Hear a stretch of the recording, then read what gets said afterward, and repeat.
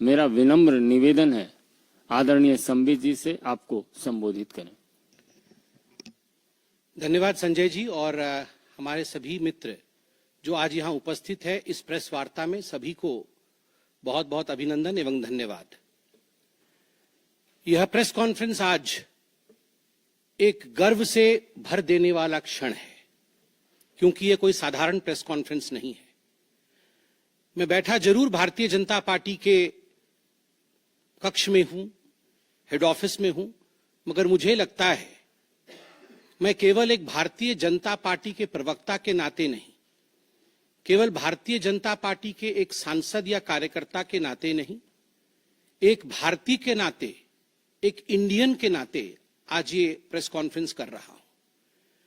क्योंकि जिस प्रकार का टेरर डेमोलिशन, जिस प्रकार आतंकवाद का खात्मा बीते कुछ दिनों में हमने भारतवर्ष में देखा है, भारतवर्ष ने जिस प्रकार से पाकिस्तान में आतंकी अड्डों को ऑपरेशन सिंदूर के माध्यम से समाप्त किया है, वह अपने आप में पूरे विश्व में एक संदेश भेजता है, एक निर्णायक संदेश।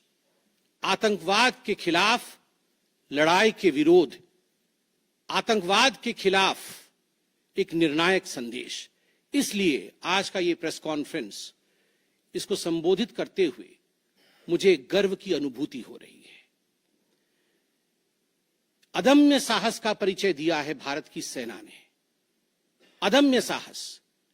आज भारतीय जनता पार्टी और हम सभी कार्यकर्ता, आज सारा भारत धन्यवाद करता है भारत की आर्मी का, भारत की सेना का, भारत की एयरफोर्स का, भारत की नेवी का और उन तमाम जाबाज सेनानियों का जिनके कारण आज ऑपरेशन सिंदूर सफल हुआ है। अगर सही मायने में देखा जाए तो ऑपरेशन सिंदूर और उसके विषय में पूरा हिंदुस्तान आज जानता है, क्योंकि कई प्रेस कॉन्फ्रेंसेस हुए। कल भी तीनों डीजीएमओ ने मिलकर के देश को संबोधित किया और तमाम तथ्य जो देश जानना चाहता था उसे उन्होंने हमारे समक्ष रखा। मगर मुझे लगता है कि एक आम नागरिक के भाषा में, बहुत साधारण भाषा में आज मैं आपको बताना चाहूंगा कि ये जो ऑपरेशन सिंदूर हुआ है, किस प्रकार से इससे हिंदुस्तान आतंकवाद के खिलाफ लड़ने में एक निर्णायक भूमिका हिंदुस्तान ने अदा किया है। आप सभी जानते हैं 22 तारीख का वो दिन, that unfortunate day on 22 of April, जब पहलगाम में 26 लोगों का नृशंस हत्या कर दिया गया था आतंकवादियों द्वारा। वह आतंकवादी जो पाकिस्तान से आए थे, वह आतंकवादी जो पाकिस्तान द्वारा प्रशिक्षित किए गए थे, आतंकवादियों द्वारा प्रशिक्षित किए गए थे। उनमें 25 भारतीय थे और एक नेपाली नागरिक था। प्रधानमंत्री श्री नरेंद्र मोदी उस समय विदेश दौरे में थे, सऊदी अरब में थे। प्रधानमंत्री नरेंद्र मोदी तुरंत भारत लौट के आते हैं और उन्होंने जनता की बात को सुना। जनता ने उस समय एक मांग रखी कि आतंकवाद के ऊपर हमला हो, हमें बदला लेना है पहलगाम के इस आतंकवादी हमले का। प्रधानमंत्री ने बिहार की भूमि से ऐलान किया और ये वादा किया कि मैं वादा करता हूं कि जो आपकी इच्छा है कि आतंकवाद के खिलाफ हमला होगा, हम पहलगाम के इस आतंकवादी हमले का बदला लेंगे। We will avenge the death of 26 people. प्रधानमंत्री ने कहा ये जो बदला होगा यह आतंकवादियों के कल्पना से बाहर का बदला होगा, और जो बदला हुआ वो आतंकवादियों के कल्पना के बाहर का बदला था। प्रधानमंत्री जी ने कहा कि हम घुस के मारेंगे और मिट्टी में मिलाएंगे आतंकवादी के ठिकानों को, और आतंकवादियों के ठिकानों को प्रधानमंत्री नरेंद्र मोदी जी के निर्णय ने और हमारे सेना के अदम्य साहस ने मिट्टी में मिलाने का काम किया। यह वादा प्रधानमंत्री नरेंद्र मोदी जी का था। 22 तारीख से 7 मई तक लगभग ये 14 दिन आप सभी ने देखा पूरे भारतवर्ष में एक प्रकार से एक माहौल टेंशन का था, प्रेशर का था, कि तुरंत निर्णय किया जाए, तुरंत एक्शन में आया जाए। बहुत सूझबूझ के साथ, सोच समझ करके, स्ट्रैटेजी के साथ। पाकिस्तान भी जानता था कि हमला होगा, एयर स्ट्राइक पहले हो चुका था, किस प्रकार सर्जिकल स्ट्राइक पहले हो चुकी थी। पाकिस्तान पूरी तरह जानता था कि इस बार भी छोड़ा नहीं जाएगा, मगर उसके बावजूद पाकिस्तान इतना दिमाग लगाने के पश्चात वह डेट नहीं जान पाया जिस दिन यह हमला होना था। 22 तारीख से 7 तारीख के बीच में कुछ नॉन मिलिट्री एक्शंस जिन्होंने पाकिस्तान को कमजोर किया, वह प्रधानमंत्री नरेंद्र मोदी जी ने और भारत की सरकार ने लिया। ये जो ऑपरेशन सिंदूर है, इसका एक मिलिट्री पोर्शन है तो एक नॉन मिलिट्री पोर्शन भी है। और नॉन मिलिट्री पोर्शन में सबसे बड़ी बात इंडस वाटर ट्रीटी, जो सिंधु नदी समझौता 1960 का था, उसे स्थगित किया गया, अबेयंस में रखा गया। आप सभी जानते हैं लगभग 90% पाकिस्तान जो है इसी पानी पर निर्भर करता है। लगभग 80% उनका जो कृषि है इस पानी पर निर्भर करता है। इस पानी को यदि रोक दिया जाए तो पाकिस्तान की 1/4 जीडीपी गिर जाती है। इस पाकिस्तान को अगर इस पानी से वंचित रखा जाए तो पाकिस्तान के हालात वैसे होंगे कि उनकी जीडीपी लुढ़केगी, कृषि लुढ़केगा।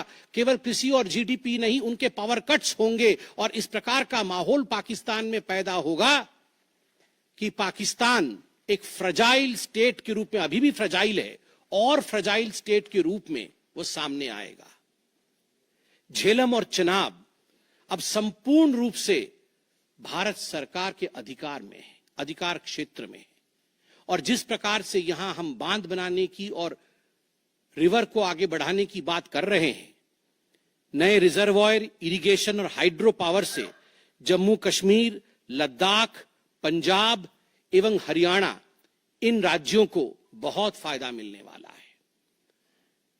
ये कहा गया कि पानी और खून एक साथ नहीं बहेगा। मित्रों, जरा सोच के देखिए, 50 वर्षों तक जो संभव नहीं हुआ था, किसी भी युद्ध में यह संभव नहीं हुआ था कि इंडस वाटर ट्रीटी को रोक दिया जाए। जो संभव नहीं हुआ था वह असंभव काम संभव हुआ इस बार। अटारी वाघा बॉर्डर को भी रोक दिया गया। दोनों देशों के बीच में कोई ट्रेड नहीं होगा और इसका खामियाजा कोई भुगतेगा तो वो पाकिस्तान की इकोनॉमी भुगतेगी।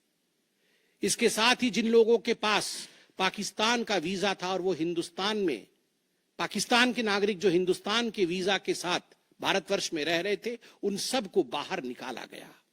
पाकिस्तान का कोई भी आर्टिस्ट, कोई भी परफॉर्मेंस वो भारतवर्ष में नहीं हो सकता है। इस प्रकार के कड़े प्रतिबंध पाकिस्तान के ऊपर लगाए गए। माननीय प्रधानमंत्री श्री नरेंद्र मोदी जी ने लगभग 20 देशों के राष्ट्राध्यक्षों से सीधी बातचीत की। How to isolate Pakistan, how to fight against terrorism. और सबसे बड़ी बात है, तमाम देशों ने भारत का समर्थन किया। सऊदी अरब, यूएई, यूएस, आप सोचिए, इस्लामिक वर्ल्ड के बड़े देश हैं सऊदी अरब और यूएई, इन्होंने भारतवर्ष का पूर्णतः समर्थन किया। जिस समय पहलगाम का हमला हुआ था, माननीय प्रधानमंत्री सऊदी अरब में थे। सऊदी अरब के अपने दौरे को जब वो छोड़ के आए, तब उनको वहां एश्योरेंस दिया गया कि आप जाइए, हम आपके साथ खड़े हैं, वी सपोर्ट यू, हम टेरर के खिलाफ आपके साथ कंधे से कंधा मिला के लड़ेंगे। Pakistan was isolated. ये जो नॉन मिलिट्री एक्शन लिया गया, आज मैं कहना चाहता हूं कि 50 वर्षों से भी अधिक समय तक जो टूल्स कभी इस्तेमाल नहीं किए गए थे, जिस क्षेत्र में भारतवर्ष कभी नहीं गया था, वह टूल्स इस्तेमाल किए गए और अपने आप में भारत के लिए ये बहुत बड़ी बात है। बहुत बड़ी बात है कि इंडस वाटर ट्रीटी को रोका गया। 20 से अधिक देशों का समर्थन, आतंकवाद के खिलाफ एक निर्णायक हमले की तैयारी, और 6 और 7 मई 2025 उस रात निर्णायक हमला होता है आतंकवाद के ऊपर। सभी जानते हैं कि 9 आतंकवादी ठिकाने जो पीओजेके में थे और पाकिस्तान में थे, उन्हें ध्वस्त किया गया। यह ऑपरेशन सिंदूर एक बहुत बड़ा दायरा तय करता है। इसने पूरे विश्व को दिखाया कि भारतवर्ष क्या कर सकता है। ऑपरेशन सिंदूर ने दिखाया कि केवल एलओसी नहीं, इंटरनेशनल बॉर्डर के पार जाके भी भारत पाकिस्तान के अंदर किसी भी टारगेट को प्रिसाइसली उस पर हमला कर सकता है और आतंकवाद के खौफ को समाप्त कर सकता है। इस पूरे ऑपरेशन का लक्ष्य क्या था, इसे समझने की आवश्यकता है। लक्ष्य क्या था? क्या हमने लक्ष्य की पूर्ति की? What was the aim of Operation Sindoor? Did we achieve what we aimed for? क्या लक्ष्य था? नंबर 1 लक्ष्य था आतंकवादी ठिकाने जो दूर दराज इलाके में है पाकिस्तान में, जहां आज तक कोई नहीं पहुंच पाया, जहां आज तक पाकिस्तान के आतंकवादियों को लगता था कि वो सुरक्षित हैं, वहां तक पहुंचना यह लक्ष्य था। दूसरा लक्ष्य था आतंकवादियों को ढेर करना, मार देना। तीसरा लक्ष्य था इन टारगेटों को जमींदोज करना, उन्हें मिट्टी से मिला देना। चौथा लक्ष्य था इस पूरे काम को करते हुए कोई भी सिविलियन, उसके ऊपर किसी प्रकार से कोई इंजुरी नहीं होना। और अंतिम लक्ष्य था किसी प्रकार के मिलिट्री, जो पाकिस्तान का मिलिट्री या सैन्य बेस हो, उसके ऊपर हमला नहीं करना। अर्थात ये लड़ाई आतंकवाद के खिलाफ थी। यह लक्ष्य था ऑपरेशन सिंदूर का। This was a fight against terrorism and terrorists. क्या हम लक्ष्य को पा पाए? आप देखिए, जब यह हमला हुआ तो 9 ठिकाने ध्वस्त हुए, उनमें 5 पीओजेके में थे, पाक ऑक्यूपाइड जम्मू कश्मीर में, और 4 पाकिस्तान में थे। सबसे बड़ी बात है, पहली बार पंजाब प्रोविंस, जो कि पाकिस्तान का एक बहुत स्ट्रेटेजिक लोकेशन है, पंजाब प्रोविंस उनका हृदय है पाकिस्तान का, उसके अंदर भारतवर्ष घुस करके आतंकवादियों का सफाया करता है। यह अपने आप में छोटी बात नहीं है। This is a big achievement as far as Operation Sindoor is concerned. Lashkar-e-Taiba, Jaish-e-Mohammed, Hizbul Mujahideen, इनके ठिकाने ध्वस्त होते हैं। और मैं यहां वो नाम पढ़ना चाहूंगा। ये जो 9 नाम है, 9 आतंकवादी ठिकाने, मैं आज देश से अपील करना चाहूंगा, तमाम भारतीयों से अपील करना चाहूंगा कि ये नाम हमें स्मरण करना है। आने वाले 100 वर्षों तक हमें इन नामों को याद दिलाते रहना है, दोहराना है। जब भी आतंकवाद सर उठाए तो हमें ये चित्र दिखाने हैं कि तुम्हारा क्या हश्र किया था ऑपरेशन सिंदूर ने, भारत की सेना ने, भारत की राजनीतिक इच्छा शक्ति ने और भारतीयों ने। इसलिए मैं नाम पढ़ना चाहूंगा। सवाई नाला कैंप मुजफ्फराबाद, जो पीओजेके में है, 30 किलोमीटर दूर है एलओसी से, उसे ठिकाना लगाया गया। लश्कर-ए-तैयबा का ट्रेनिंग सेंटर था। 20 अक्टूबर 2024 सोनमर्ग में और 24 अक्टूबर 2024 गुलमर्ग में जो आतंकी हमले हुए थे, उसमें यहां से आतंकवादी आए थे। और सबसे बड़ी बात, 22 अप्रैल 2025 को जो आतंकवादी आकर पहलगाम में हमारे नागरिकों को मार के गए थे, हमारी बहनों के माथे से जिन्होंने सिंदूर पोंछने का काम किया था, उनका प्रशिक्षण भी इसी केंद्र में हुआ था, सवाई नाला कैंप मुजफ्फराबाद। सैयदाना बिलाल कैंप मुजफ्फराबाद, ये जैसे मोहम्मद का ट्रेनिंग सेंटर था, ये दूसरा कैंप जो ध्वस्त हुआ।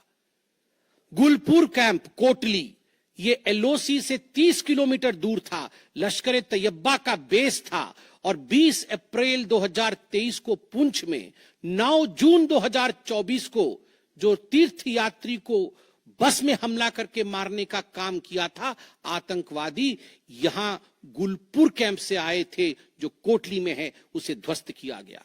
बरनाला कैंप बिरगढ़, बरनाला कैंप जो 9 किलोमीटर दूर है एलओसी से, उसे समाप्त किया गया।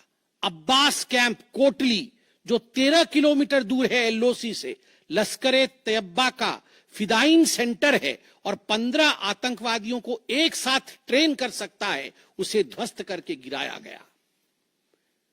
सरजाल कैंप सियालकोट अंतर्राष्ट्रीय सीमा से 6 किलोमीटर दूरी पर है, इंटरनेशनल बॉर्डर से। सांबा कठुआ के सामने है और मार्च 2025 में जम्मू और कश्मीर पुलिस के 4 जवान शहीद हुए थे। उनको मारने का काम इन्हीं आतंकवादियों ने किया था जो सरजाल कैंप से आए थे सियालकोट के। उस कैंप को ध्वस्त कर दिया गया। महमूना जाया कैंप सियालकोट, जो कि 12 से 18 किलोमीटर इंटरनेशनल बॉर्डर से दूर है, मैं एलओसी की बात नहीं कर रहा हूं, इंटरनेशनल बॉर्डर से, और हिजबुल मुजाहिदीन का अड्डा है, बहुत बड़ा कैंप है। कठुआ और जम्मू क्षेत्र में जो भी आतंकवादी गतिविधि होती है, सियालकोट के इस मजनूमा जाया कैंप से आतंकवादी भेजे जाते हैं। भारतवर्ष ने उसे ध्वस्त किया। मरकज तैयबा मुरीद के, जो कि अंतर्राष्ट्रीय सीमा से 18 से 25 किलोमीटर दूर है। 2008 के मुंबई का जो हमला हुआ था, 26/11 के नाम से जिसे हम जानते हैं, उसमें जो आतंकवादी आए थे, अजमल कसाब और डेविड हेडली, उनकी ट्रेनिंग मरकज तैयबा मुरीद के में हुआ था। और आज मैं फक्र के साथ कह सकता हूं, गर्व के साथ कह सकता हूं कि भारत की सेना ने, भारत की राजनीतिक इच्छा शक्ति ने और भारतीयों ने मरकज तैयबा मुरीद के को ध्वस्त किया है, समाप्त किया है। मरकज सुभान अल्लाह बहावलपुर इंटरनेशनल बॉर्डर से 100 किलोमीटर की दूरी पे है। विश्व में किसी ने ऐसा नहीं सोचा होगा, पाकिस्तान ने तो सपने में भी नहीं सोचा होगा कि भारत की सेना के पास, भारत की एयरफोर्स के पास और भारत के राजनेताओं के पास ऐसी इच्छा शक्ति होगी कि इंटरनेशनल बॉर्डर से 100 किलोमीटर दूर घुस के वो हमारे आतंकी अड्डे को ध्वस्त कर सकते हैं। मरकज सुभान अल्लाह, जो कि जैशे मोहम्मद का मुख्यालय था, उस मुख्यालय को भारत की वायुसेना ने ध्वस्त किया। यह कोई छोटा विषय नहीं है। यह बहावलपुर एक ऐसा स्थान है जहां यूनाइटेड स्टेट्स, यूएस भी अपने ड्रोन नहीं भेज पाया था। उस जगह पे भारत घुस के मारता है। आज का भारत, आज का नया भारत यही है। ये नाम, जो 9 नाम मैंने पढ़े, हमें याद रखने चाहिए, मगर उन नामों के साथ मैं कुछ और भी बताना चाहता हूं। जो आतंकवादी मारे गए, एक लक्ष्य था आतंक के ठिकानों को, आतंक के अड्डों को सफाई करना, ध्वस्त कर देना। दूसरा लक्ष्य था ऑपरेशन सिंदूर का, आतंकवादियों को चुन चुन कर मारना, उन्हें मिट्टी में मिलाना। 100 से अधिक आतंकवादी मारे गए, 100 से अधिक। मैं कुछ आतंकवादियों के नाम पढ़ता हूं जिनको कि हम डिस्कस करते थे डिबेट्स में, टीवी पे, यूएन में, जिनको कि यूएस ने भी कंडेम कर रखा था। मैं नाम पढ़ रहा हूं। मुदस्सर कादियान खास उर्फ मुदस्सर उर्फ अबू जुंदाल। अबू जुंदाल नाम से हम जानते थे इस आतंकवादी को। और जो लश्कर तैयबा का आतंकवादी था, वो मरकजे तैयबा का जो मुरीद के में है, उसका इंचार्ज था। जब वो मरा तो उसके गार्ड ऑफ ऑनर, उसका जो जनाजा निकला, उसमें पाकिस्तान के आर्मी के अधिकारी थे, पाकिस्तान आर्मी के चीफ थे, पंजाब सीएम मरियम नवाज भी उसमें रही। आप सोचिए, ये एक सरकारी जमीन पर हुई और तमाम बड़े लोग, सरकारी लोग पाकिस्तान के उसमें शामिल हुए, जिससे कि यह सिद्ध होता है कि terror and the sponsors of terror are hand in glove together. आतंकवादी और जो आतंकवादियों को बढ़ावा देने वाले, वो एक साथ काम करते हैं। दूसरा, हाफिज मोहम्मद जमील, ये जैशे मोहम्मद का आतंकवादी है। ये ब्रदर इन लॉ, साला था मौलाना मसूर अजहर का, और इंचार्ज था मरकज सुभान अल्लाह बहावलपुर का, वह भी मारा गया।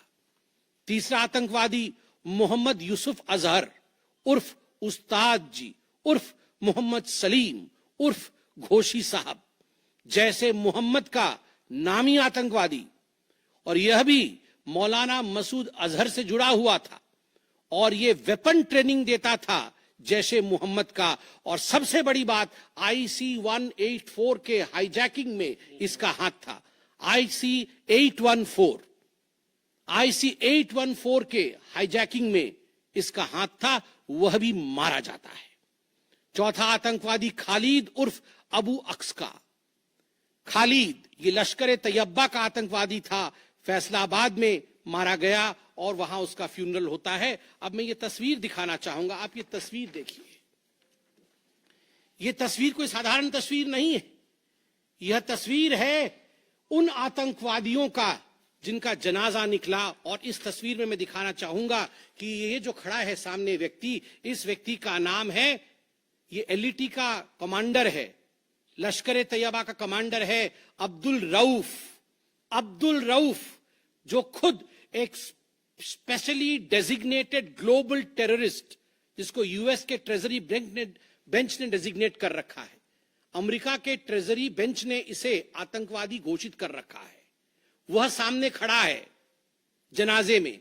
और उसके पीछे जो खड़े हैं, मैं एक एक करके नाम पढ़ता हूं। लेफ्टिनेंट जनरल फैयाज हुसैन शाह, जो कि लेफ्टिनेंट जनरल है पाकिस्तान आर्मी के। मेजर जनरल राव इमरान सरताज, जो कि मेजर जनरल है पाकिस्तान आर्मी के। ब्रिगेडियर मोहम्मद फुरकान शब्बीर, पाकिस्तान आर्मी के। Doctor Usman Anwar, IGP Punjab. और मलिक सोहेब अहमद बर्त, member of provincial assembly of Punjab. ये बड़े बड़े लोग, तथाकथित सरकार के बड़े बड़े लोग, पाकिस्तान के आतंकवादियों के जनाजा में शामिल होने आए हैं। और जनाजे को लीड कर रहा है एक आतंकवादी, डेजिग्नेटेड आतंकवादी। और आप देखिए ये बिफोर और आफ्टर, ये जितने भी मैंने आपको अभी आतंकवादी ठिकानों का नाम बताया, किस प्रकार उनकी परिस्थिति थी और क्या उनकी परिस्थिति हुई, यह इस तस्वीर से हम देख सकते हैं। तो उद्देश्य मैं बता रहा था, ऑपरेशन सिंदूर का उद्देश्य बहुत स्पष्ट था। उसका उद्देश्य था आतंकवाद के ठिकाने को ध्वस्त करना, आतंकवादियों को मारना और आतंकवाद के खिलाफ एक संदेश भेजना। और उसमें हम सफल हुए। पहली बार एक बात पूरे विश्व ने देखा कि पाकिस्तान का हर इंच भारत के पहुंच के अंदर है। कोई कोना पाकिस्तान का ऐसा नहीं है जो भारत के पहुंच से बाहर हो। और आप सोच के देखिए, पाकिस्तान का एयर डिफेंस सिस्टम फेल हो जाता है। पाकिस्तान का एयर डिफेंस सिस्टम फेल हो जाता है। जिस समय 6 और 7 के रात के बीच ये पूरी कार्यवाही हो रही थी, रफाल विमान द्वारा स्काल्प और हैमर मिसाइल्स के माध्यम से 23 मिनट के अंदर, 23 मिनट्स के अंदर एक विंडो था, जिस विंडो के अंदर ये 9 के 9 आतंकवादी ठिकाने उन्हें ध्वस्त कर दिए गए। 23 मिनट में पूरा विश्व ने देखा कि भारत क्या कर सकता है। मुझे लगता है पूरे विश्व में इस प्रकार से 23 मिनट के अंदर इतने प्रेसिशन के साथ आतंकवादी ठिकानों पर हमला किसी देश ने पहले किया होगा। और जब यह पूरा एक्सरसाइज समाप्त हुआ, उसके बाद जब हमारे MEA ने, हमारी आर्मी ने प्रेस कॉन्फ्रेंस किया, तो उसमें कुछ 4 शब्द बहुत महत्वपूर्ण थे। वो 4 शब्द हैं controlled, precise, measured, non escalatory. हमने ये जो 9 अड्डे ध्वस्त किए, वो कंट्रोल्ड तरीके से ध्वस्त किए। प्रिसाइज, कोई सिविलियन अड्डा या कोई मिलिट्री टारगेट नहीं था, प्रिसाइज टारगेट था, आतंकवादी ठिकाने, उनको ध्वस्त कर दिए। मेजर्ड, जितना ध्वस्त करना था उतना ध्वस्त किया, उसके अगल बगल के किसी स्ट्रक्चर को ध्वस्त नहीं किया। जहां आतंकवादी थे उनके ठिकाने में घुस के उनको मार के निकले। और नॉन एस्केलेटरी मतलब युद्ध को बढ़ाने वाला नहीं, नॉन एस्केलेटरी, क्योंकि the primary escalation was Pahalgam. जो मूल एस्केलेशन था वो 22 अप्रैल को पहलगाम में पाकिस्तान ने किया था। हमने रिएक्ट किया नॉन एस्केलेटरी। ये 4 शब्द अपने आप को परिभाषित करते हैं कि ऑपरेशन सिंदूर का लक्ष्य क्या था। ऑपरेशन सिंदूर का जो लक्ष्य था, ऑपरेशन सिंदूर ने उसे 100% पूर्ण किया, 100% पूर्ण किया। इसलिए आज हिंदुस्तान, भारतवर्ष गर्व के साथ कह सकता है कि ऑपरेशन सिंदूर एक ऐसा ऑपरेशन था जो 100% सक्सेसफुल था, और जितने हमारे जाबाज पायलट्स गए थे राफेल के साथ, उतने लौट के आए और आतंकवादी ठिकानों को ध्वस्त करके आए, और किसी सिविलियन को नहीं मारा, किसी मिलिट्री बेस को नहीं मारा। मगर दुखद है, जैसा कि पाकिस्तान से एक्सपेक्टेड है, पाकिस्तान उसके पश्चात रिटेलिएशन करता है, पाकिस्तान अपने ड्रोन्स इत्यादि भेजता है, मगर भारत की सिस्टम ने पाकिस्तान के इन ड्रोन्स को, इन मिसाइल्स को हवा में ही समाप्त कर दिया। और सबसे बड़ी बात है, एयर डिफेंस सिस्टम लाहौर का 7 और 9 तारीख के बीच लाहौर के एयर डिफेंस सिस्टम को समाप्त करने का काम हिंदुस्तान ने किया। और 9 और 10 तारीख के बीच, 9 मई और 10 मई के बीच 11 एयर बेसेस को, पाकिस्तान के 11 एयर बेसेस को ध्वस्त करने का काम भारतवर्ष ने रिटेलिएशन में किया। जब पाकिस्तान ने भारतवर्ष के ऊपर एस्केलेशन किया तो भारतवर्ष ने 11 एयर बेसेस को समाप्त किया। इन एयर बेसेस के नाम भी हमें याद रखने चाहिए। तमाम भारतीयों को वो 9 नाम आतंकवादी ठिकाने याद रखने चाहिए, स्मरण होना चाहिए। और ये जो 11 एयरबेस हैं, हिंदुस्तान अपने पर आ जाए तो क्या कर सकता है अपने लोगों को बचाने के लिए। ये 11 नाम भी मैं पढ़ता हूं। नूर खान, ये नूर खान वह एयरबेस है जहां पर एयर टू एयर रीफ्यूएलिंग करने की क्षमता है। हवा में उड़ रही हो अगर आपका विमान, तो एयर टू एयर रीफ्यूएलिंग यही नूर खान से हो सकती है। जब भारत ने नूर खान को ध्वस्त किया तो जो जहाज थे पाकिस्तान के, उनके पास वो क्षमता नहीं रही कि वो हवा में अधिक समय तक युद्ध कर सके, उन्हें नीचे उतरना ही पड़ा। नूर खान, रफीकी, मुरीद, सुक्कूर, सियालकोट, पसरूर, चुनियान, सरगोदा, स्कारू, भुलारी और जकोबाबाद, ये तमाम मैं फोटोज लेके आया हूं। जकोबाबाद का ये फोटो देखिए, क्या था पहले और क्या हुआ बाद में, क्या था पहले और क्या हुआ बाद में। आप देख सकते हैं परखच्चे उड़ गए।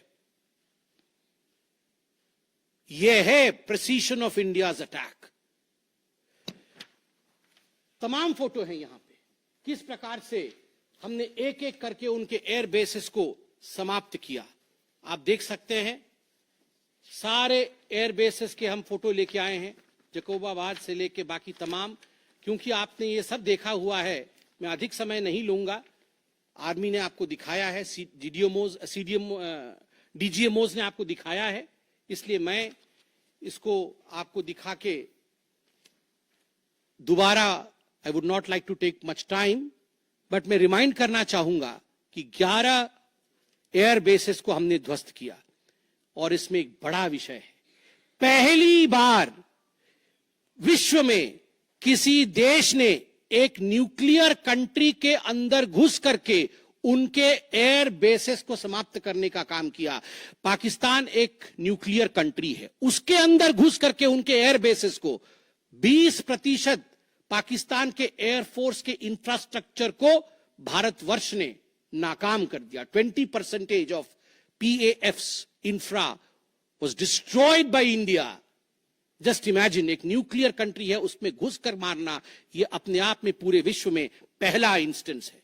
और भुलारी एयरबेस में 50 PAF पाकिस्तान एयरफोर्स के जवान मारे गए, जिसमें स्क्वाड्रन लीडर उस्मान यूसुफ भी मारे गए।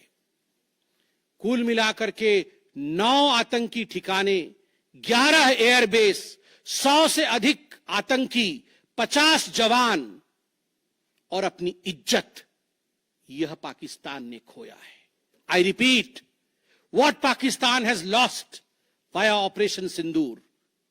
9 आतंकी ठिकाने, बड़े बड़े आतंकी ठिकाने, 11 एयरबेस, 100 से अधिक आतंकवादी, 50 से अधिक जवान और अपनी इज्जत, यह पाकिस्तान ने खोया है।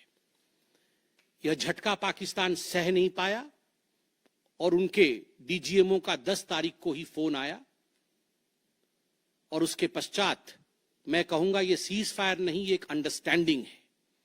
ये एक अंडरस्टैंडिंग है कि यदि भविष्य में किसी प्रकार का कोई भी आतंकी हमला होता है तो ये अंडरस्टैंडिंग तोड़ दी जाएगी। हमने करके दिखाया है। जो पहले कभी नहीं हुआ था वो हुआ है इस बार। अंदर घुस के मारा है हमने। ये एक अंडरस्टैंडिंग है।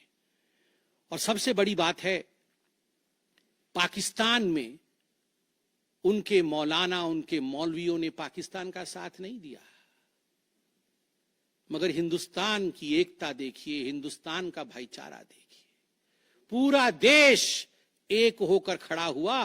पूरा देश सेना के पीछे, सेना के अदम्य साहस के पीछे, हमारी राजनीतिक इच्छा शक्ति के पीछे पूरा भारत एक होकर खड़ा हुआ। और आज मैं कहना चाहता हूं कि आज पाकिस्तान पूरे विश्व में अलग थलग पड़ा है।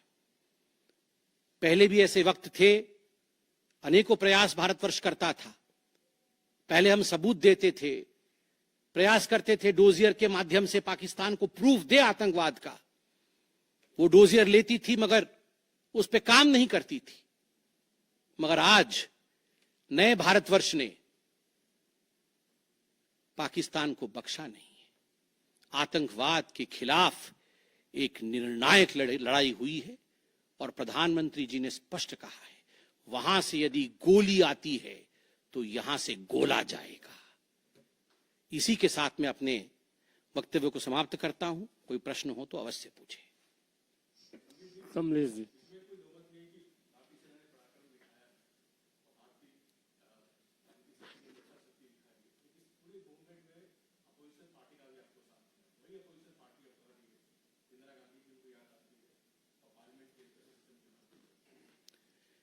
देखिए, मुझे लगता है आज का दिन पूरे भारत का दिन है।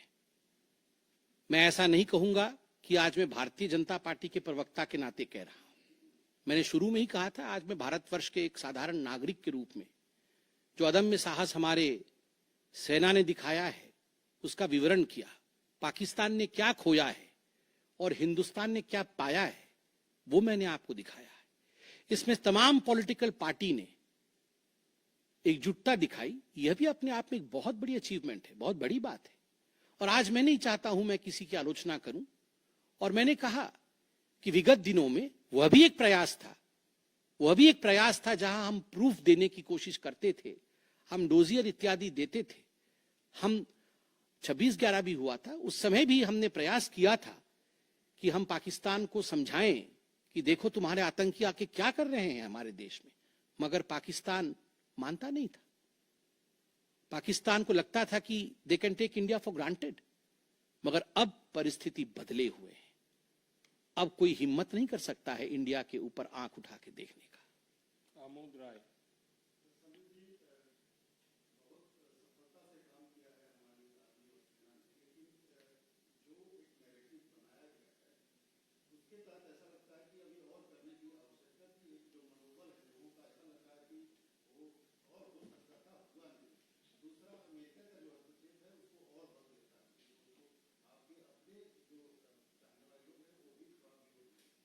आपके दो प्रश्न हैं। पहला प्रश्न है कि बहुत सारी सफलताएं रही मगर लोगों के मन में और की इच्छा थी। दूसरा प्रश्न हस्तक्षेप को लेकर है। मैं दोनों का सटीक उत्तर दूंगा। नंबर 1, मैंने आपको इस प्रेस कॉन्फ्रेंस के माध्यम से आरंभ में ही बता दिया कि ऑपरेशन सिंदूर का लक्ष्य क्या था। ऑपरेशन सिंदूर के जो लक्ष्य थे, जो लक्ष्य परिलक्षित थे, वो प्रधानमंत्री जी ने डे 1 को ही बता दिया था। आतंकवाद के ऊपर हमला, कल्पना से परे सजा आतंकवादियों को, चुन चुनकर मारना और उनके अड्डों को ध्वस्त करना। और सेना के अदम्य साहस ने यह करके दिखाया। आतंकवादी अड्डे ध्वस्त हुए, आतंकवादी मारे गए। यह हमारा परिलक्षित लक्ष्य था। हमने अपने लक्ष्य को प्राप्त किया। और जिस समय एस्केलेशन भी नहीं हुआ था उससे पहले ही हमने वो जो 4 शब्द प्रयोग किए, जिसका मैंने यहां विवरण रखा कि कंट्रोल्ड था, मेजर्ड था, प्रिसाइज था, नॉन एस्केलेटरी था, तो भारतवर्ष ने अपने लक्ष्य को पहले से ही निर्धारित किया हुआ था।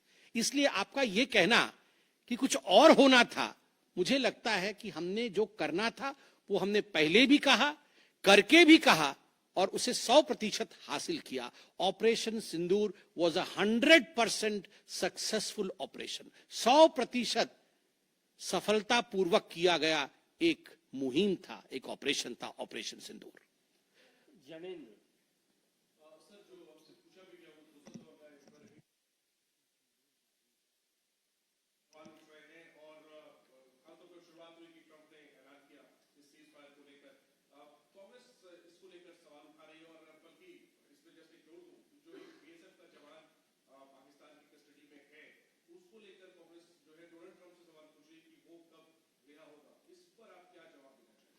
देखिए, पहली बात तो है जहां तक मध्यस्थता इत्यादि का विषय है, मैंने बहुत स्पष्ट रूप से कहा अभी, जितना मेरे डोमेन में नॉलेज है, और डीजीएमओज ने अपने प्रेस कॉन्फ्रेंस में एक बार नहीं कई बार कहा कि फोन हमारे डीजीएमओ को पाकिस्तान के डीजीएमओ का आया था। पाकिस्तान के डीजीएमओ ने कहा कि there should be some kind of stoppage, और चूंकि हमारा लक्ष्य पूर्ण हो चुका था, हम तो शुरू से ही एस्केलेशन के फेवर में नहीं थे, एस्केलेशन नहीं होना चाहिए था, नॉन एस्केलेटरी था। पाकिस्तान के डीजीएमओ ने फोन किया। दूसरे देशों का फोन, जहां तक दूसरे देशों का फोन आने का सवाल है, देखिए ऐसी परिस्थितियों में तमाम देश एक दूसरे को फोन करते हैं, सभी देश एक दूसरे को फोन करते हैं, क्या मदद कर सकते हैं, किस प्रकार से कूल डाउन हो सकता है, इस विषयों पर चर्चा होती है। भारतवर्ष यूक्रेन भी फोन करता है, भारतवर्ष रशिया भी फोन करता है, सब जगह फोन करते हैं, हर कोई एक दूसरे को फोन करता है। इसमें किसी प्रकार का मगर संशय नहीं है कि डीजीएमओ पाकिस्तान ने फोन किया भारतवर्ष के डीजीएमओ को सीज फायर डिमांड करते हुए, रिक्वेस्ट करते हुए, डिमांड नहीं रिक्वेस्ट करते हुए। और कोई प्रश्न?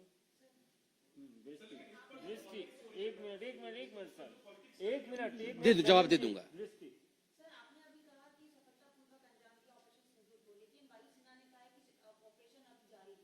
बिल्कुल, ऑपरेशन अभी जारी है, और मैंने कहा, माननीय प्रधानमंत्री जी ने स्वयं कहा है, गोली आएगी तो गोला जाएगा।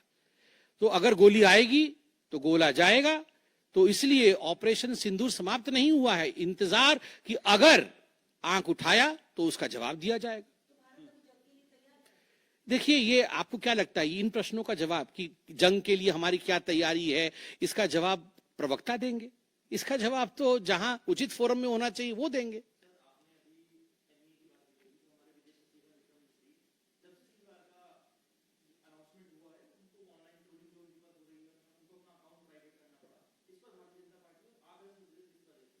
देखिए, मैं बहुत स्पष्ट रूप से बता दूं, ये आज की जो प्रेस कॉन्फ्रेंस हो रही है ऑपरेशन सिंदूर को लेकर हो रही है, उसके सफलता को लेकर हो रही है, और तमाम लोग जो ऑपरेशन सिंदूर से जुड़े हुए थे, चाहे वो सेना हो, चाहे वो हमारी राजनीतिक घटक हो, चाहे वो हमारे ब्यूरोक्रेट्स हो, उन सभी का सलाम है।